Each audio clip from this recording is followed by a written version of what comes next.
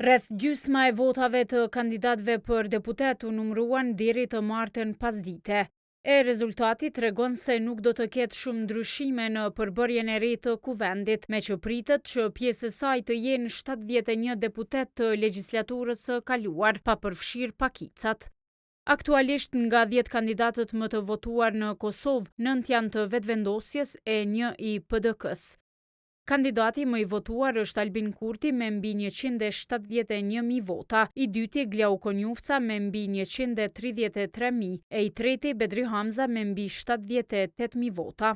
Me rezultatin e votave të rregullta të 28 dhjetorit, vetëvendosjes i takojnë 56 deputet. Në mesin e dhjetëshës më të votuar pos Kurtit e Konjufcës janë edhe Albulena Haxhiu, Hekuran Murati, Donika Gërvalla, Xhelal Sfeqla, Hajrullah Qeku, Avni Dehari, Mimoza Kusari Lila e Ejup Maqedonci.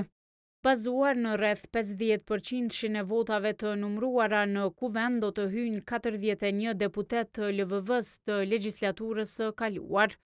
Në PDK që ka siguruar 23 ulse në kuvend, më së shumti vota ka marrë kandidati për kryeministër Bedri Hamza, i pasuar nga ish-kandidati për kryetar të Mitrovicës Arjan Tahiri me mbi 35.000 vota.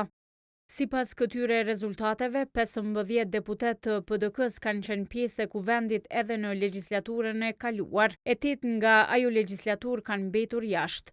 Mandat të ri nuk pritet të sigurojnë edhe Abelar Tahiri e Rashid Qalaj. Nëse renditja nuk ndryshon sipas kuotës gjinore, Blerta Deliu e Arbnore Salihu do të sigurojnë ulse, e atë do ta humbin Isak Neziri e Altin Krasniqi. Në mesin e deputetëve të PDK-s ulse ka siguruar edhe Eman Rahmani që ju bashkua këtij subjekti me listën për familje. Ai është i 11 me radhë për nga votat. Lidhja Demokratike në këto zgjedhje ka siguruar 15 ulse në kuvend.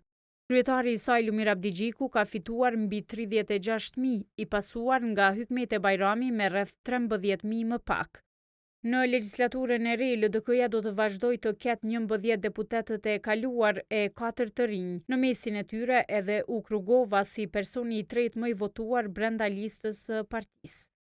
Nga të dhënat aktuale janë 8 deputet të legjislaturës së kaluar që kanë mbetur jashtë kuvendit, në mesin e tyre edhe Arben Gashi.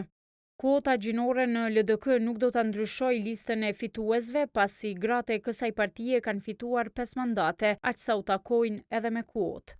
Në AAK ulset i kanë siguruar Ramush Haradinaj, Daud Haradinaj, Besnik Tahiri, Bek Berisha, Agim Qeku e Time Kadriaj.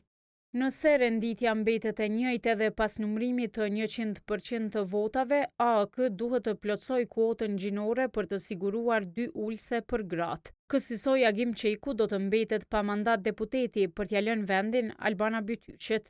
Nga legjislatura e kaluar, AAK si ka mbetur jashtë vetëm Lahi Ibrahimaj. Edhe në këto zgjedhje parlamentare, gruaja më e votuar deri tani është Albulena Haxhiu me afër 70.000 vota.